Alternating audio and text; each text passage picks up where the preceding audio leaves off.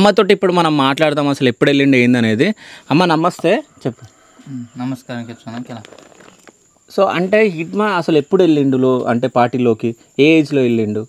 ಬೇಗಮೂರ್ತಂಡೆ party నాకు బెచ్చ passport తిరిగి మరి బేల తలిపితారు గొప్ప వ్యక్తిత్వం కదా జనతింగ్ మేలు తుంకుతాం కాబట్టి ప్రతి పత్తగా తలిపి దునియా ఓడవలేంజు మరి తిత్తాడు కదా చెప్పి నాకు పాస్పోర్ట్ ఎత్తాడు కదా బాస్తద్దు ఏమంటుంది? నా కొడుకు ప్రాణం పోయింది కదా, ఇప్పుడు వచ్చి మీరు అడుగుతున్నారు అది అంటే ఇప్పుడు పోలీస్ వాళ్ళు అంటే ఎన్కౌంటర్ చేసిరు అన్నట్టు చెప్పారు కదా, అంటే వీళ్ళు చావప్పుడు స్నానం చేయించారు కదా, ఏమైనా దెబ్బలు తాకినాయి అని అడుగు.